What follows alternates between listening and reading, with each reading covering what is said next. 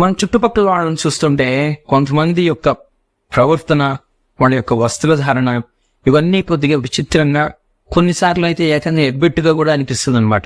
ఏమిటిది వీళ్ళు ఇలా బిహేవ్ చేస్తున్నారు, ఏమిటి వీళ్ళ యొక్క డ్రెస్సింగ్ ఇలా ఉంది అని చెప్పేసి మనకి కొద్దిగా ఎబ్బెట్టుగా కూడా అనిపిస్తూ ఉంటుంది. అయితే వీళ్ళు అసలు ఎందుకు అలా ఉంటారు అనేది ఒక పాయింట్ అనమాట. అంటే వాళ్ళు అక్కడ ఉండే సోషల్ కంటెక్స్ట్ కి భిన్నంగా ఉంటుంది అనమాట వాళ్ళ యొక్క వస్త్రధారణ కానీ వాళ్ళ యొక్క బిహేవియర్ కానీ. అంటే ఇప్పుడు మామూలుగా చూస్తుంటాం మనం, అంటే కొంతమంది టీచర్స్ కానీ లేదంటే లెక్చరర్స్ కానీ కాలేజ్కి వెళ్ళేటప్పుడు వాళ్ళు డీసెంట్ గా డిగ్నిఫైడ్ గా ఉండాలి, స్టూడెంట్స్ యొక్క రెస్పెక్ట్ ని పొందాలి అంటే సబ్జెక్ట్ తో పాటు ఫిజికల్ అపీరెన్స్ కూడా ఇంపార్టెంట్. సో దానిలో భాగంగా వాళ్ళ యొక్క ప్రవర్తన కానీ లేదంటే డ్రెస్సింగ్ కానీ అది వస్త్రధారణ రిలేటెడ్ గా చూసినా సరే ఏదైనా సరే డీసెంట్ గా డిగ్నిఫైడ్ గా ఉండాలి. అలా కాకుండా కొద్దిగా సెక్షువల్లీ ప్రొవోకేటివ్ గా ఉండడం, కొద్దిగా ఎక్స్పోజ్ చేయడం మామూలు భాషలో చెప్పుకోవాలంటే, సో ఆ విధంగా డ్రెస్ వేసుకోవడం కానీ లేదు. కొన్ని సందర్భాల్లో ఏం జరుగుతుంది, ఏకంగా ఇప్పుడు సపోజ్ మామూలు ఆఫీస్కి వెళ్తుంటారు, గవర్నమెంట్ ఆఫీస్కి వెళ్తుంటారు, అక్కడ వాళ్ళ యొక్క శారీస్ కొద్దిగా ఇదిగా ఉండడం, పంచెట్ శారీస్ కట్టుకోవడం, ఇలా సెక్షువల్లీ ప్రొవోకేటివ్ గా ఉంటుంది అనమాట వాళ్ళ యొక్క ప్రవర్తన కానీ, వాళ్ళు మాట్లాడే విధానం కానీ, వాళ్ళ చేతులు ఊపే విధానం కానీ. సో ఇవన్నీ కూడా అవతల సెక్స్ ని కొద్దిగా ప్రొవోక్ చేస్తున్న విధంగా అనిపిస్తూ ఉంటాయి అనమాట. అలానే ఇంకొంతమందిని చూస్తుంటాం, వాళ్ళు మెయిన్ గా చాలా ఎక్సెసివ్ ఎమోషనలిజం అని చెప్పేసి అంటాం. ఆ భావోద్వేగాన్ని ఎక్కువగా వ్యక్తం చేస్తుంటారు అనమాట. ఎక్కువగా నవ్వడం, ఎక్కువగా ఏడ్చేసింది. సో అన్ని కూడా ఎక్సెసివ్ గా ఉంటుంది అనమాట ఆ ఎమోషనల్ ఎక్స్ప్రెషన్ అనేది. అండ్ కొంతమంది ఉంటారు అటెన్షన్ సీకర్స్ గా ఉంటారు. అంటే చిన్నపాటి దెబ్బకి విపరీతమైన హడావుడి చేసేసి ఇక అందరి దృష్టి వాళ్ళ మీదే ఉండాలని కోరుకోవడం, లేదు ఏదైనా ఫంక్షన్స్ అటెండ్ అయ్యారు, ఇంకా వాళ్ళ యొక్క డ్రెస్సెస్ ఎలా ఉంటాయంటే పూర్తిగా వాళ్ళ అందరి దృష్టి వాళ్ళ మీదే ఉండాలని కోరుకునే విధంగా ఇలా ఉంటారు. ఇంకొంతమంది ఉంటారు, మనం వాళ్ళ యొక్క ప్రవర్తన చాలా డ్రామాటిక్ గా ఉంటుంది అనమాట. అంటే దైనందిన జీవితంలో మనం చుట్టూతో ఉండే వాళ్ళు అందరూ అలా ఉండరు, కానీ కొంతమంది యొక్క ప్రవర్తన మాత్రం కొద్దిగా మనం చెప్పుకోవాలంటే, ఒకప్పుడు అయితే పాత సినిమాల్లో లాగా అని చెప్పేసి అనేవాళ్ళం, ఇప్పుడైతే కొద్దిగా సీరియల్స్ లో ఉన్నట్లుగా కొద్దిగా ఎక్కువగా ఉంటుంది అనమాట, అతిశయోక్తిగా ఉంటుంది అనమాట. ఇక్కడ ఇంత అవసరమా అని చెప్పేసి అనిపిస్తూ ఉంటుంది. సో ఇలా మనకి కొంతమంది వచ్చేసి చాలా సెల్ఫ్ ఫోకస్డ్ గా ఉంటుంది. వాళ్ళు ఏం మాట్లాడినా సరే వాళ్ళ గురించే గొప్పగా చెప్పుకోవడం, ఏం చెప్పినా సరే వాళ్ళు చేసిన పని గొప్పగా చెప్పుకోవడం, ఇలాంటి నేచర్ అనేది చూస్తుంటాం. వీళ్ళందరూ అసలు ఎందుకు అలా బిహేవ్ చేస్తున్నారు, దాని వెనకాల ఉండే కండిషన్, సైకలాజికల్ కండిషన్ ఏంటి అని కనుక చూస్తే అక్కడ హిస్ట్రియానిక్ పర్సనాలిటీ డిజార్డర్ అని చెప్పేసి అంటాం అనమాట, HPD అని చెప్పేసి. సో హిస్ట్రియానిక్ పర్సనాలిటీ డిజార్డర్ ఉన్న వాళ్ళు సహజంగా ఇటువంటి ప్రవర్తన కలిగి ఉంటారు. ఇప్పుడు మనము ఆ హిస్ట్రియానిక్ పర్సనాలిటీ డిజార్డర్ యొక్క లక్షణాలు ఎలా ఉంటాయి, ఇతరత్ర లక్షణాలు, దానికి సంబంధించి వాళ్ళు ఎటువంటి జాబ్స్ లో అయితే ఇంట్రెస్ట్ గా చేస్తుంటారు, షైన్ అవుతారు, అలానే వాళ్ళ యొక్క ఫేస్ రీడింగ్ ఎలా ఉంటుంది, అలానే వాళ్ళ యొక్క రైటింగ్ ను బట్టి వాళ్ళని గుర్తించడం ఎలాగో, అలానే హోమియోపతిక్ గా అటువంటి వాళ్ళకి మనం ఏం లక్షణాలు చూడొచ్చు, ఎటువంటి డ్రగ్స్ ఆలోచించవచ్చు అనేవి చూద్దాం. Welcome to genuine homeopathy. So ఇక్కడ కనుక హిస్ట్రియానిక్ పర్సనాలిటీ డిజార్డర్ గురించి కనుక చూస్తే ఇది ఎక్కువగా ఆడవారిలో ఎక్కువగా చూస్తుంటాం అనమాట. జెంట్స్ తో పోలిస్తే లేడీస్ లో ఎక్కువగా చూస్తాం, but that doesn't exclude males అనమాట. జెంట్స్ లో కూడా కొంతమంది దగ్గర ఈ నేచర్ అనేది చూస్తుంటాం, బట్ ఎక్కువగా ఆడవారిలో ఇది ఎక్కువగా చూస్తుంటాం. అండ్ మనం చాలా పర్సనాలిటీ డిజార్డర్స్ చెప్పుకోవడం జరిగింది ఇప్పటిదాకా. అంటే షైజాయిడ్ పర్సనాలిటీ డిజార్డర్ అని, యాంటీ సోషల్ పర్సనాలిటీ డిజార్డర్ అని, అలానే బోర్డర్ లైన్ పర్సనాలిటీ డిజార్డర్ అని, పారనాయిడ్ పర్సనాలిటీ డిజార్డర్ అని ఇలా మనం చెప్పుకోవడం జరిగింది. అయితే ఆ పర్సనాలిటీ డిజార్డర్స్ అన్నిటిలోనూ ఫిజికల్ అపీరెన్స్ అనేది ప్రధానంగా ఉండే ఇది కేవలం హిస్ట్రియానిక్ పర్సనాలిటీ డిజార్డర్ అనమాట. మిగతా వాటి అన్నిటిలోనూ సైకలాజికల్ ఆస్పెక్ట్స్ ఎక్కువగా హైలైట్ అవుతాయి. వేరే ఈ పర్సనాలిటీ డిజార్డర్ లో ఆల్మోస్ట్ ఇది ఒక్కటే అనమాట. పర్సనాలిటీ డిజార్డర్ ఫిజికల్ అపీరెన్స్ అనేది ప్రిడామినెంట్ గా కనిపించే పర్సనాలిటీ డిజార్డర్ అంటే హిస్ట్రియానిక్ పర్సనాలిటీ డిజార్డర్ అనమాట. ఇక్కడ ఏమవుతుంది అంటే వీళ్ళ యొక్క డ్రెస్సింగ్ సెన్స్ గానీ, వీళ్ళ యొక్క అపీరెన్స్ గానీ అన్ని కూడా అవతల వాళ్ళని అట్రాక్ట్ చేసే విధంగా, అంటే లైంగికంగా ఆకర్షించే విధంగా, ఫ్లర్టేషియస్ నేచర్ అని చెప్పేసి అంటాం అనమాట. సో ఈ లైంగికంగా మనం పాత, అంటే ఒకప్పుడు తెలుగులో అయితే మనం వగలపోతున్నారు అని చెప్పేసి అంటూ ఉంటాం. అంటే వాళ్ళు తెలియకుండా కొద్దిగా సెడక్టివ్ నేచర్ ఉంటుంది అనమాట. వాళ్ళ యొక్క ప్రవర్తనలో ఆ ఫ్లర్టేషియస్ నేచర్, సెడక్టివ్ నేచర్ అనేది ఉంటుంది. పక్కవారిని లైంగికంగా ఆకర్షించే గుణం అనేది ఉంటుంది అనమాట. సో ఇక్కడ వాళ్ళ డ్రెస్ సెన్స్ ని బట్టి కానీ లేదు ఫిజికల్ అపీరెన్స్ కానీ, అంటే ఇప్పుడు వాళ్ళు కట్టుకునే శారీస్ కానీ లేదంటే వేసుకునే డ్రెస్సెస్ కానీ చాలా అంటే దత్తంగా కనిపిస్తూ ఉంటాయి అన్నమాట. మనకి కొట్టొచ్చినట్టుగా కనిపిస్తుంటుంది. వాటి మీద డిజైన్ కానీ వాటి మీద చేసే వర్క్ కానీ ఇట్లా వీటన్నిటిలోనూ అది ప్రిడామినెంట్ గా కనిపిస్తూ ఉంటుంది అనమాట. అలానే ఆ గాజులు వేసుకోవడం కానీ, మరీ ఎక్కువగా గాజులు వేసుకోవడం అంటే అవతల వాళ్ళ దృష్టిని ఆకర్షించే విధంగా ఉంటుంది. అంటే తెలియకుండా అంటే చక్కగా డిగ్నిఫైడ్ గా డీసెంట్ గా ఉండడం అంటే ఏంటి అంటే పక్క వాళ్ళ గౌరవాన్ని పొందే విధంగా ఉండాలన్నమాట. వాడి యొక్క వస్త్రధారణ కానీ లేదంటే ప్రవర్తన కానీ. కానీ ఇక్కడ వీళ్ళ గురించి కొద్దిగా తేలిక భావం క్రియేట్ చేసేట్లుగా, అవతల వాళ్ళు తేడాగా భావించేటట్లుగా, వీళ్ళ యొక్క ఎబ్బెట్టుగా ఉండేటట్లుగా ఉంటుందన్నమాట. అండ్ వీళ్ళు కనుక చూస్తే సహజంగా ఏంటంటే ఆ సెంటర్ ఆఫ్ అట్రాక్షన్ అవుదాం అని చెప్పేసి చూసే పీపుల్ ఉంటారనమాట. వీళ్ళు ఎక్కడికన్నా వెళ్ళనివ్వండి, అంటే ఒక పెళ్లికి వెళ్ళనివ్వండి, లేదంటే ఇతరత్ర సోషల్ అకేషన్స్ ఉంటాయి, గ్యాదరింగ్స్ ఉంటాయి, లేదు ఒక స్టాఫ్ రూమ్ లో కానీ వీళ్ళు చేసే పనులు కానీ వీళ్ళ యొక్క డ్రెస్సింగ్ కానీ ఎలా ఉంటుందంటే అందరికి వీళ్ళే సెంటర్ ఆఫ్ అట్రాక్షన్ గా ఉండే విధంగా ఉంటాయి అన్నమాట.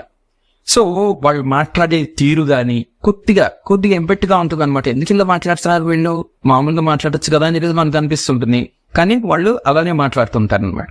అండ్ వీళ్ళు సహజంగా ఏంటంటే చాలా లైవ్లీగా ఉంటారు, చాలా చలాకీగా ఉంటారు అనమాట. అంటే పక్క వాళ్ళని ఇట్టే ఆకర్షించే విధంగా, ఆకట్టుకునే విధంగా ఉంటుంది అనమాట వీళ్ళ యొక్క ప్రవర్తన. అది దానికి వీళ్ళు పక్క వాళ్ళు ఏదైనా చెప్తున్నప్పుడు వీళ్ళు చూపించే ఆసక్తి కానీ, నిజంగా వీళ్ళకి ఆసక్తి ఉండదు.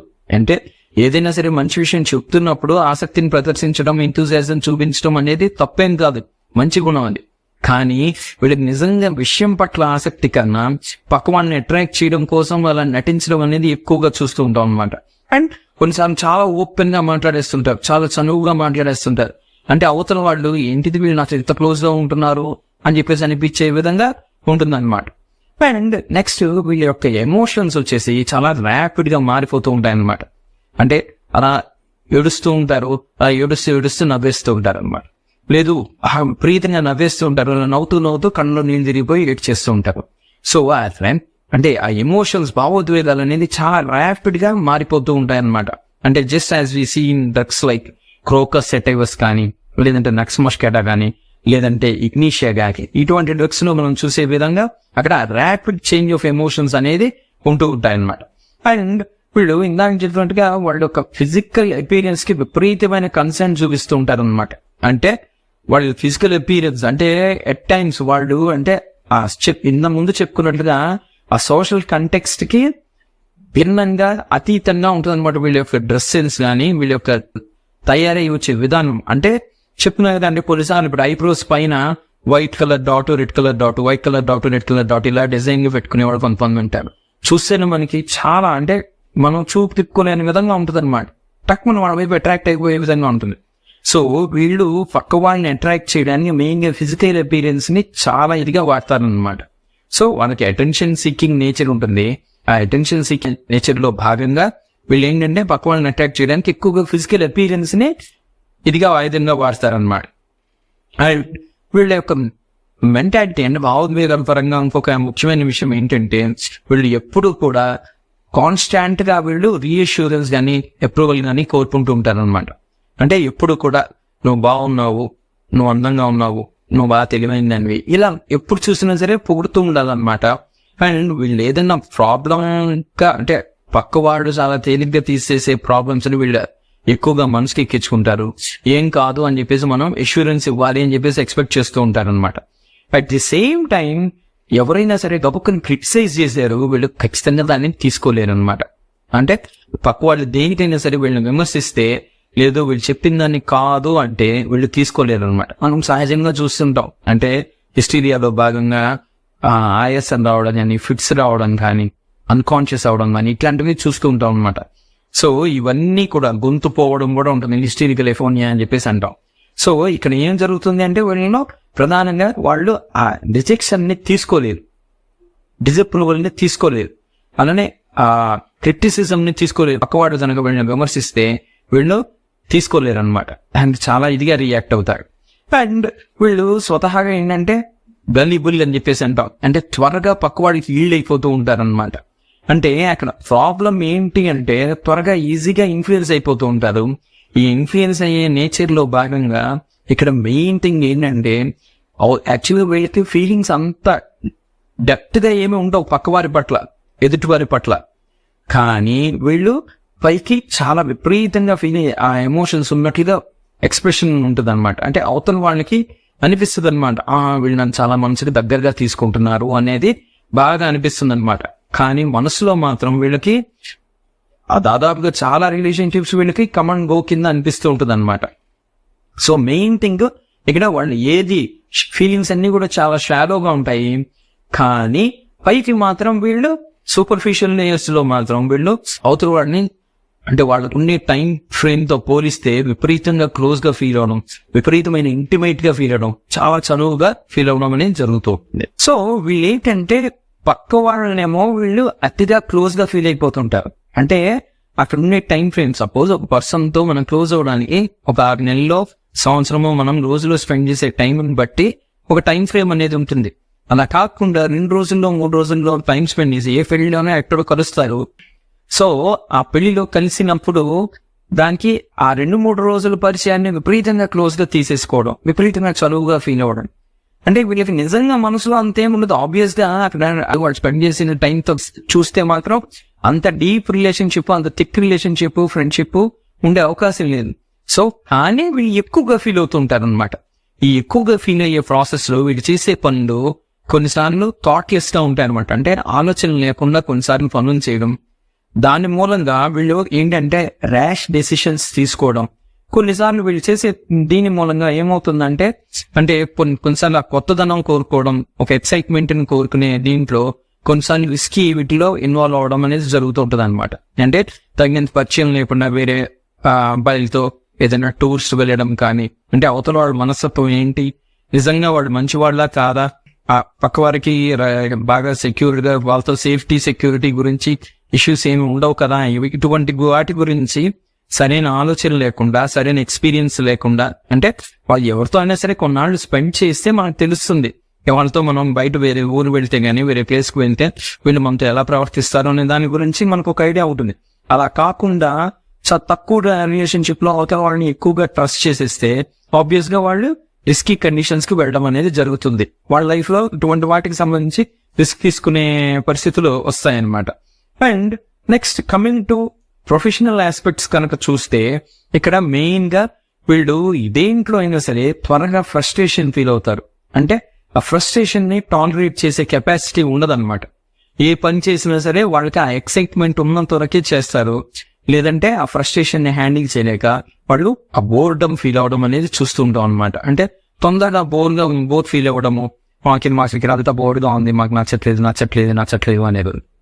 అలానే చేసే పనుల విషయంలో కూడా వీళ్ళు ఏంటంటే చాలా పనులు టేకప్ చేస్తారు, కానీ అవి కంప్లీట్ గా చేయకుండా వేరే కొత్త వర్క్ లోకి వెళ్ళిపోతూ ఉంటారు అనమాట. అలా మూవ్ అని అయిపోతూ ఉంటారు. ఏ వర్క్ ని స్టార్ట్ చేసినంత ఇదిగా ఇంట్రెస్ట్ గా కంప్లీట్ చేయడం అనేది ఉండదు. ఈలోపై కొత్త వర్క్స్ లోకి వెళ్ళిపోతుంటారు. మెయిన్ ఇదంతా అసలు ఎందుకు జరుగుతుంది అంటే బేసిక్ గా ఏంటంటే వీళ్ళకి సోషల్లీ గుడ్ నేచర్ ఉంటుంది. సో ఆబ్వియస్ గా ఏమవుతుంది, పక్క వాళ్ళతో ఈజీగా మింగిల్ అవడం ఇట్లాంటివి జరుగుతూ ఉంటాయి అనమాట. సో ఇక్కడ ఏం జరుగుతుంది అంటే మామూలు అంటే కొన్ని రకాల ప్రొఫెషన్స్ కనుక చూస్తే ఇప్పుడు ఈవెంట్ మేనేజర్స్ ఉంటారు, వాళ్ళకి ఏంటంటే అంత బ్రెయిన్ తో చేయాల్సిన పనులు ఉండవు. సో డెకరేషన్ సరిగ్గా చేసామా లేదా, ఆ ఏర్పాట్లు సరిగ్గా చేసామా లేదా, ఫ్లవర్ డెకరేషన్ ఎలా వచ్చింది, లేదంటే ఆ వచ్చే గెస్ట్ కి ఏర్పాట్లు ఎలా చేశారు, ఇటువంటివి ఏంటంటే కొద్దిగా క్రియేటివిటీ కావాల్సినవి ఉంటాయి, ఇమాజినేషన్ కావాల్సిన ఉంటాయి. దీనికి పెద్దగా లాజిక్ అండ్ రీజనింగ్ అవసరం లేదు ఇటువంటి ప్రొఫెషన్స్ లో ఉన్న వాళ్ళకి. సో ఆబ్వియస్ గా అటువంటి ప్రొఫెషన్స్ లో వీళ్ళు బాగా యాక్టివ్ గా రాణిస్తారు. అండ్ అటువంటి ప్రొఫెషన్స్ లో వీళ్ళు కోరుకున్న కిక్ అనేది దొరుకుతూ ఉంటుంది అనమాట. అంటే ఏదైనా డెకరేషన్ బాగా చేశారు, స్టేజ్ డెకరేషన్ కానీ, లేదంటే ఫ్లోరల్ డెకరేషన్ కానీ, లేదు గెస్ట్ కి సంబంధించిన ఏర్పాట్లు చేయడం కానీ, ఇటువంటి వాటిలో ఏంటంటే అవతల వాళ్ళు బాగా ఇంప్రెస్ అవుతారు, త్వరగా పొగుడుతారు. సో వీళ్ళు ఆ పొగడతలు ఎప్పుడైతే కోరుకునే ఇది ఉంటుందో, సో ఆటోమేటిక్ గా వాళ్ళు క్విక్ గా వీళ్ళు అంటే పక్క వాళ్ళని ఈజీగా ఆకట్టుకోవచ్చు, ఎదుటి వాళ్ళని. అట్ ది సేమ్ టైం వీళ్ళు కోరుకున్న విధమైన అప్రిసియేషన్ దొరుకుతుంటుంది, ఆ సెంటర్ ఆఫ్ అట్రాక్షన్ గా నిలవగలుగుతారనమాట. సో వీళ్ళు యూజువల్ గా ఇలాంటి జాబ్స్ లో అయితే బాగా పనికి వస్తారు. కానీ ఈ లాజిక్ అండ్ రీజనింగ్ అవసరమయ్యే జాబ్స్ అంటే ఇప్పుడు సాఫ్ట్వేర్ ప్రొఫెషన్స్ కానీ, లేదు ఇతరత్ర ప్రొఫెషన్స్ ఎక్కడైతే లాజిక్ అండ్ రీజనింగ్ అవసరం అవుతుందో అటువంటి వాటిలో వీళ్ళు రాణించలేరు అనమాట. ఎందుకు అంటే వీళ్ళకి తెలివితేటలు కూడా మెయిన్ గా తెలివితేటలు ఉంటాయి కానీ ఎక్కువగా ఇటువంటి వాటి పట్ల మక్కువ ఉంటుంది అనమాట వాళ్ళకి. అంటే పబ్లిక్ అప్రిసియేషన్ త్వరగా వచ్చే ప్రొఫెషన్స్ లో వాళ్ళకి ఆ మక్కువ ఉంటుంది కానీ ఇటువంటి లాజిక్ అండ్ రీజనింగ్ యూజ్ చేయడం ద్వారా అక్కడ చేయడం అనేది ఉండదు అనమాట. అండ్ వీళ్ళు మామూలుగా నలుగురితో మాట్లాడేటప్పుడు కూడా ఏంటి అంటే చాలా స్పీచ్ అనేది చాలా ఇంప్రెసివ్ గా ఉంటుంది అనమాట. అంటే అవతల వాళ్ళని చాలా తేలిగ్గా ఆకట్టుకుంటారు, చాలా త్వరగా ఇంప్రెస్ అవుతారు అనమాట పక్క వాళ్ళు. కానీ మనం కొద్దిగా డెప్త్ గా చూస్తే ఏంటంటే దాంట్లో నిజంగా డీటెయిల్స్ అనేది ఉండదు. ఎందుకంటే వాళ్ళకి పక్క వాళ్ళని ఆకట్టుకోవడం మీద ఉండే మక్కువతో పోలిస్తే నిజంగా సబ్జెక్ట్ కలిగి ఉండడం మీద ఉండదు. సో వాళ్ళకి వాళ్ళు మాట్లాడే దీంట్లో సబ్జెక్ట్ డెప్త్ అనేది ఉండదు అనమాట. పైన మాట్లాడుతుంటారు, బట్ ఆ మాట్లాడే విధానం, ఆ మాట్లాడడానికి వాళ్ళు వాడే భాష ఇవేంటంటే పక్క వాళ్ళని బాగా ఆకట్టుకునే విధంగా ఉంటాయి. సో వీళ్ళు ఇటువంటి నేచర్ కలిగిన వాళ్ళుగానే ఉంటారనమాట. సో ఇప్పటిదాకా మనము ఈ హిస్ట్రియానిక్ పర్సనాలిటీ డిజార్డర్ వాళ్ళ యొక్క లక్షణాలు ఎలా ఉంటాయి ఏంటి అనేది తెలుసుకోవడం జరిగింది. ఇప్పుడు వాళ్ళని ఫేస్ రీడింగ్ ద్వారా వీళ్ళని కనిపెట్టడం ఎలాగో అనేది, ఇటువంటి వాళ్ళు ఎలా ఉంటారనేది అర్థం చేసుకోవచ్చు అనేది చూద్దాం. ఇక్కడ మెయిన్ గా మనం చూస్తే ఇందాక నుంచి చెప్పుకున్నట్లుగా మనం ఎక్కువగా వీళ్ళ యొక్క ఫిజికల్ అపీరెన్స్ ని బట్టి అర్థమైపోతూ ఉంటుంది అనమాట. అంటే వాళ్ళు వాడే కాస్మెటిక్స్ కానీ, అంటే బ్రైట్ కలర్ లిప్స్టిక్స్ కానీ, ఫేస్ కి వాడే కాస్మెటిక్స్ కానీ, లేదు ఇందాక చెప్పుకున్నట్లుగా ఈ dots red colour white colour red colour white colour dots ఇలా పెట్టుకోవడం కానీ, లేదు వేసుకునే బ్యాంగిల్స్ నెంబర్ ఆఫ్ బ్యాంగిల్స్ కానీ అవి బ్రైట్ గా మెరిసే బ్యాంగిల్స్ కానీ, లేదు వాళ్ళ యొక్క డ్రెస్సెస్ కలర్స్, వాళ్ళ యొక్క దానికి చేయించుకునే వర్క్స్, శారీస్ కి సంబంధించి బ్లౌజెస్ కి సంబంధించి వాళ్ళు చేయించుకునే వర్క్స్, దీన్ని బట్టి మనకి అర్థమైపోతుంది అనమాట. సో బేసిక్ గా ఫిజికల్ అపీరెన్స్ ని బట్టి తెలుసుకునే విషయాలు కొన్ని అయితే, అట్ ది సేమ్ టైం వీళ్ళు ఆ పొగడ్తల్ని కోరుకునే మనస్తత్వం ఉంటుంది, ఆ సెంటర్ ఆఫ్ అట్రాక్షన్ కింద ఉన్నావు అనుకునే మనస్తత్వం ఉంటుంది అని చెప్పుకున్నాం. సో ఇక్కడ నేను చూస్తే అప్రోబేటివ్ నేచర్ అని చెప్పేసి అంటాం. అంటే ఇక్కడ డింపుల్స్ పడతాయన్నమాట. సో ఇక్కడ కనుక డింపుల్స్ పడుతున్నాయి అంటే యూజువల్ గా వాళ్ళు పొగడ్తలు కోరుకుంటున్నారని చెప్పేసి, కోరుకునే మనస్తత్వం ఉన్న వాళ్ళని. సో ఆటోమేటిక్ గా మనకి వీళ్ళ యొక్క ఇది మనకి అర్థమైపోతూ ఉంటుంది అనమాట. అలానే కొన్నిసార్లు ఏంటంటే ఈ లిప్స్ షార్ట్ గా ఉంటాయి అనమాట. ముఖ్యంగా అప్పర్ లిప్ షార్ట్ గా ఉంటుంది. సో లెంగ్త్ మరీ వెడల్పుగా కాకుండా కొన్నిసార్లు లేదు. సో వీళ్ళు కూడా త్వరగా పొగడ్తలు కోరుకునే మనస్తత్వం ఉంటుంది. సో పొగిడితే అవతల వాళ్ళు త్వరగా ఈల్డ్ అయ్యే నేచర్ కూడా ఉంటుంది అనమాట. సో ఈ రకంగా ఫేస్ రీడింగ్ లో మనము అవతల వాళ్ళని ఈ నేచర్ ఉందా లేదా అనేది అర్థం చేసుకోవచ్చు అనమాట. అలానే రైటింగ్ కి సంబంధించి కనుక చూస్తే వీళ్ళకి ఆపోజిట్ సెక్స్ ని అట్రాక్ట్ చేసే గుణం ఉంటుంది అని చెప్పేసి చెప్పుకోవడం జరిగింది. సో ఇది మనం ఎలా తెలుస్తుంది అంటే కే అనే లెటర్ ని బట్టి మనం తెలుసుకోవచ్చు అన్నట్టు. వాళ్ళు కే అనే లెటర్ ని ఎలా రాస్తున్నారు అంటే ఆ స్టెమ్ అని చెప్పేసి అంటాం. ఆ స్టెమ్ కి ఇటు నుంచి వచ్చి ఇలా తిరిగేది ఆ లూప్ కనుక ఆ స్టెమ్ చుట్టూతో కనుక తిరిగి వస్తుంటే వాళ్ళు ఆపోజిట్ సెక్స్ ని అట్రాక్ట్ చేసే స్వభావం కల వాళ్ళు అనేది అర్థం అవుతుంది. అలానే వీళ్ళు అంటే ఇంప్రెషనిస్టిక్ స్టైల్ అని చెప్పేసి అంటాం. పక్కవాడిని బాగా ఆకట్టుకునే నేచర్ అనేది స్వభావం అనేది ఉంటుంది అని చెప్పేసి మనం చెప్పుకోవడం జరిగింది. సో దీనికి సంబంధించి రైటింగ్ లో ఎక్కడ చూస్తాము అంటే ఆ letters first letter especially sentence లో ఫస్ట్ లెటర్ ఏదైతే ఉంటుందో, లేదంటే పారాగ్రాఫ్ లో ఫస్ట్ లెటర్ ఏదైతే ఉంటుందో దాన్ని వీళ్ళు చాలా ఫస్సీ ఆర్గనైట్ అని చెప్పేసి అంటాం అనమాట. ఆ లెటర్ రాసే విధానాన్ని అంటే గుండ్రాలు తిప్పుతూ రాస్తారనమాట. అంటే ఇప్పుడు ఎఫ్ అంటే ఇట్లా రాస్తారు, అలా కాకుండా ఇలా తిప్పి ఇలా రాస్తారు.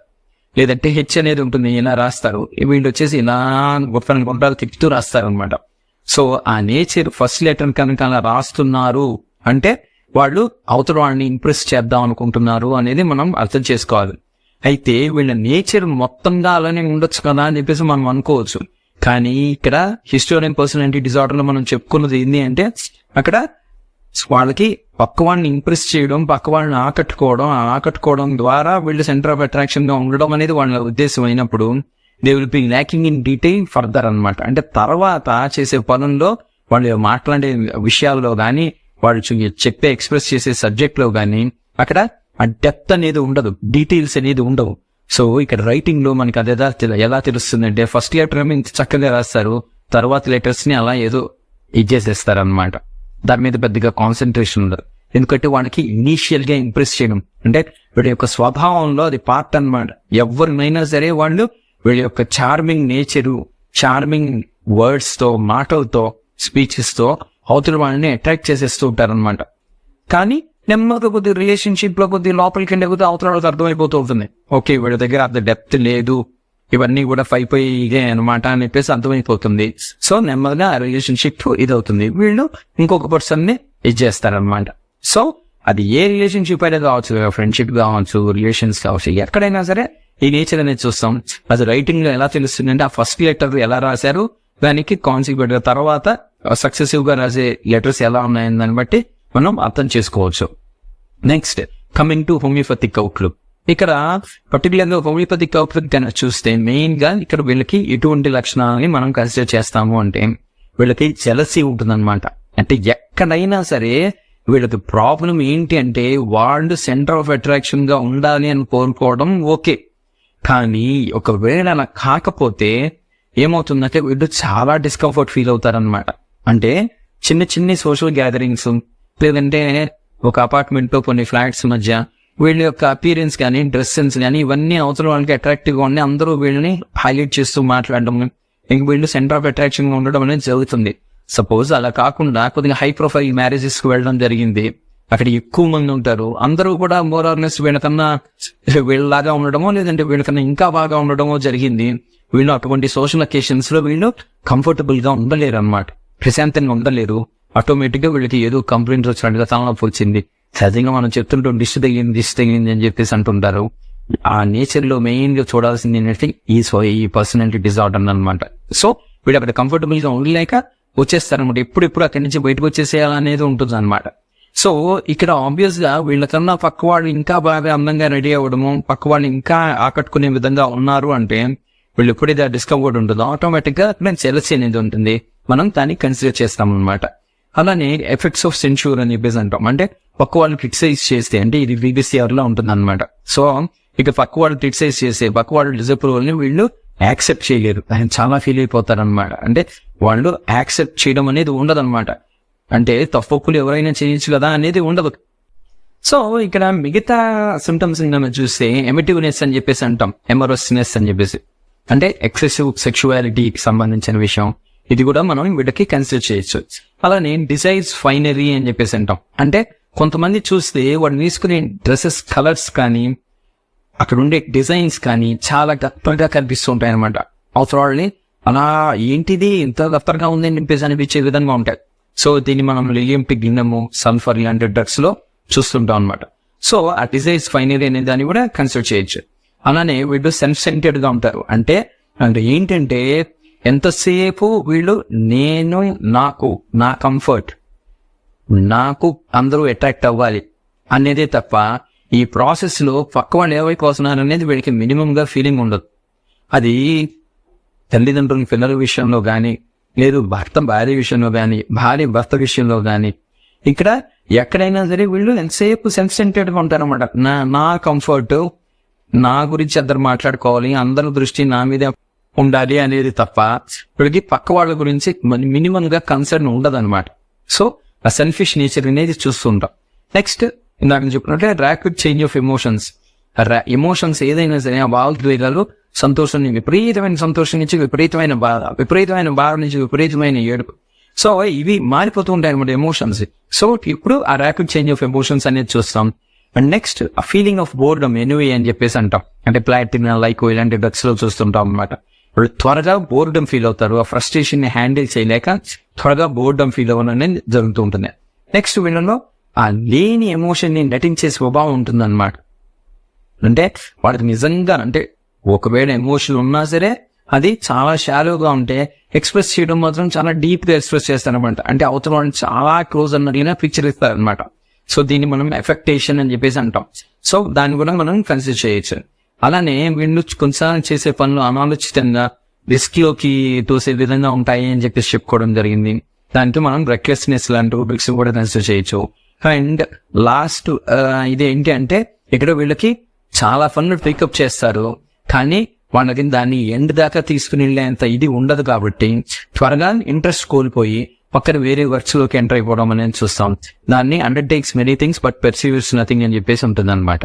సో ఇలా ఈ పేషెంట్స్ సంబంధించిన సింటమ్స్ కూడా కన్సిడర్ చేయడం ద్వారా వీళ్ళని మనం చక్కగా ట్రీట్మెంట్ చేయొచ్చు. ఖచ్చితంగా ఆ కండిషన్స్ నుంచి బయటికి తీసుకురావచ్చు. As always thanks for watching.